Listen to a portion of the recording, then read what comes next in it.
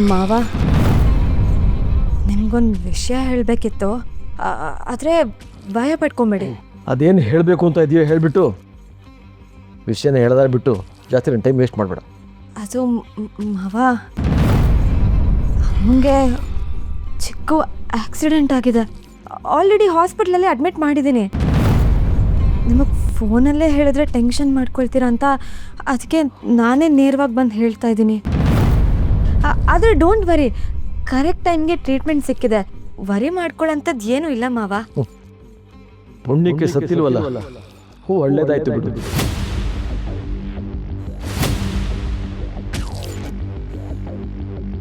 ಏನಂದ್ರೆ ಅಲ್ಲಿ ಆಕ್ಸಿಡೆಂಟ್ ಆಗಿರೋದು ನಿಮ್ಮ ಹೆಂಡತಿಗೆ.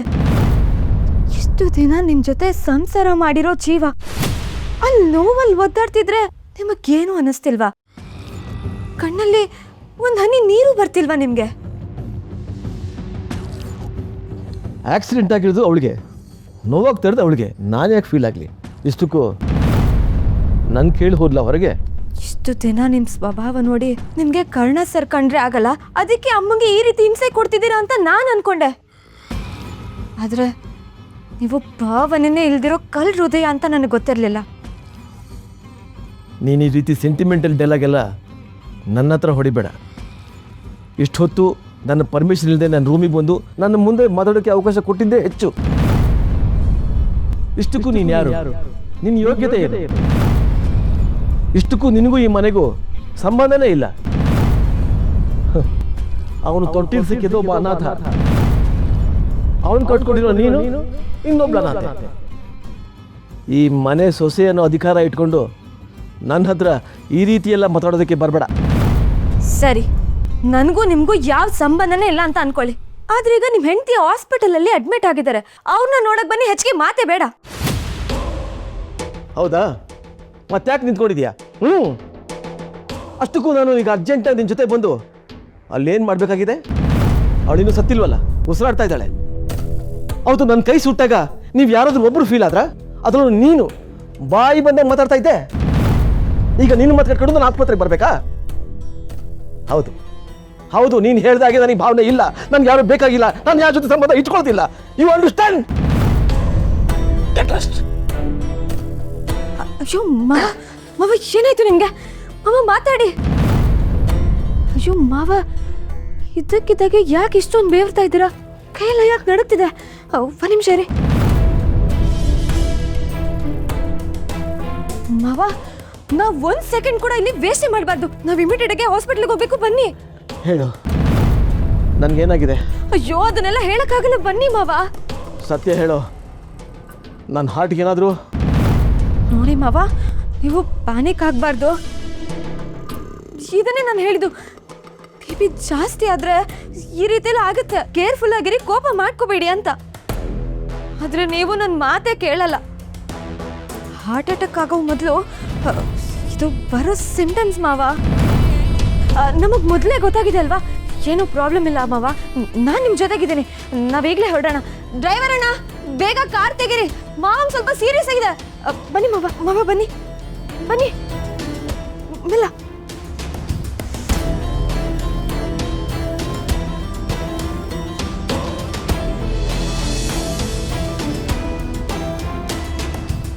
ಇನ್ನೇನು ಪ್ರಾಬ್ಲಮ್ ಇಲ್ಲ ಮಾವ, ಧೈರ್ಯವಾಗಿರಿ.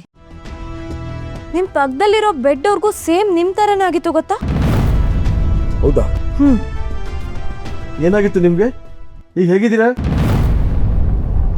ನೀವು ಹೇಗಿದ್ದೀರಾ ಅಂತ ಇಷ್ಟು ಪ್ರೀತಿಯಿಂದ ಕೇಳಿದ್ರಲ್ಲ, ಅಷ್ಟು ಸಾಕು.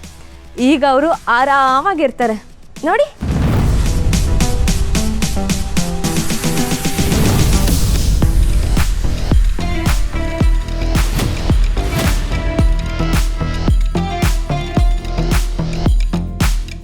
ಅಮ್ಮ, ನಿಮ್ಮನ್ನ ನೋಡೋದಕ್ಕೆ ನಿಮ್ಮ ಯಜಮಾನರು ಎಷ್ಟು ಅರ್ಜೆಂಟಲ್ಲಿ ಬಂದರು ಗೊತ್ತಾ?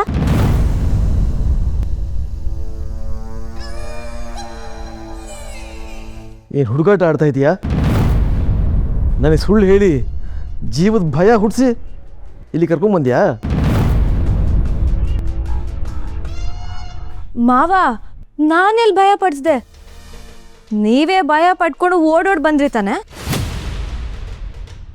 ಇಷ್ಟಕ್ಕೂ ನಿಮ್ಮ BP ಆಲ್ರೆಡಿ ಆಕಾಶಕ್ಕೆ ಏರ್ ಕೂತಿದೆ. ನೀವು ಬಂದಿದ್ದು ಒಳ್ಳೇದೇ ಆಯಿತು. ನಿನ್ನ ಮೋಸ ಗೊತ್ತಾಗಲ್ಲ ಅನ್ಕೊಂಡಿದ್ಯಾ? ಹಾಸ್ಪಿಟಲಲ್ಲಿರೋ ಹೆಂಡ್ತಿನ ನೋಡೋದಕ್ಕೆ ಗಂಡ ಬರಬೇಕು ಅಂದರೆ ಟ್ರಿಕ್ಸ್ ಮಾಡೋ ಪರಿಸ್ಥಿತಿ ಇದೆಯಲ್ಲ, ಅದನ್ನ ನೀವು ಮೋಸ ಅಂತ ಕರಿತೀರಾ ಅಂದರೆ ಅದೇ ನಿಜ ಆಗಲಿ. ಆಪಾದನೆ ಹೊರೋದಕ್ಕೆ ನಾನಂತೂ ರೆಡಿ. ನಿಂದು ಯಾಕೋ ಅತ್ತೆ ಆಯಿತು ಅನ್ಸಲ್ವಾ? ನಿಮ್ಗೊಂದು ವಿಷಯ ಹೇಳ ಮಾವ, ಈ ಬದುಕು ಎಷ್ಟು ಕ್ಷಣಿಕ ಅನ್ನೋದು ನಿಮ್ಗಿನ್ನೂ ಗೊತ್ತಾಗ್ಲಿಲ್ವಾ? ಇಲ್ಲಿ ಬರೋ ತನಕ ನೀವೇ ಜೀವನ ಕೈಲಿಟ್ಕೊಂಡು ಭಯ ಪಡ್ಕೊಂಡಿದ್ರಿ. 1 ಸೆಕೆಂಡಲ್ಲಿ ಜೀವ ತಲೆ ಕೆಳಗಾಗ್ಬೋದಲ್ವಾ? ಅಂದಮೇಲೆ ಯಾಕೆ ಮಾವ ಎಲ್ರ ಮೇಲೂ ಇಷ್ಟೊಂದು ದ್ವೇಷ ಕೋಪನ ಸಾಧಿಸ್ತೀರಾ? ನೀವು ಇಡೀ ಜೀವನ ಹೀಗೆ ಇರ್ತೀರಾ? ಎಲ್ರೂ ಅರ್ಥ ಮಾಡ್ಕೊಂಡು ಅವ್ರ ಜೊತೆ ಚೆನ್ನಾಗಿರೋದಕ್ಕೆ ಏನು ನಿಮ್ಮ ಪ್ರಾಬ್ಲಮ್ಮು? ಜೀವನದ ಬಗ್ಗೆ ಭೇದ ಅಂತ ಹೇಳೋಕೆ ಬರಬೇಡ ನನ್ನ ಹತ್ರ.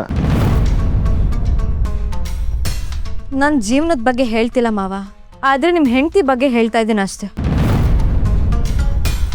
ಇಷ್ಟು ವರ್ಷ ನಿಮಗೋಸ್ಕರ, ಈ ಮನೆಗೋಸ್ಕರ ತಮ್ಮ ಆಸೆ ಆಕಾಂಕ್ಷೆಗಳನ್ನ ತ್ಯಾಗ ಮಾಡಿ ಬದುಕಿದ್ದಾರೆ. ಅವರಿಗೋಸ್ಕರ ನಿಮ್ಮ ಮನಸ್ಸು ಒಂದಿಷ್ಟಾದರೂ ಮಿಡಿಬೇಕಲ್ವಾ? ಇನ್ಮೇಲಿಂದ ಆದರೂ ಅಮ್ಮನ ಚೆನ್ನಾಗಿ ನೋಡ್ಕೊಳ್ಳೋ ಪ್ರಯತ್ನ ಪಡಿ ಮಾವ.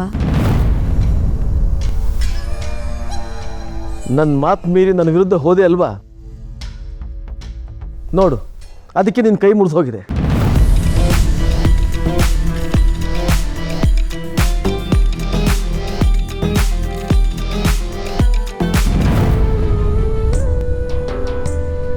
ಹೋಗ್ಲಿ ಬಿಡು ನಿಧಿ, ಅವ್ರ ಸ್ವಭಾವನೇ ಇಷ್ಟು. ನೀನು ಯಾಕೆ ನೊಂದ್ಕೋತೀಯ? ಅಮ್ಮ, ನೀವು ಬೇಜಾರು ಮಾಡ್ಕೋಬೇಡಿ.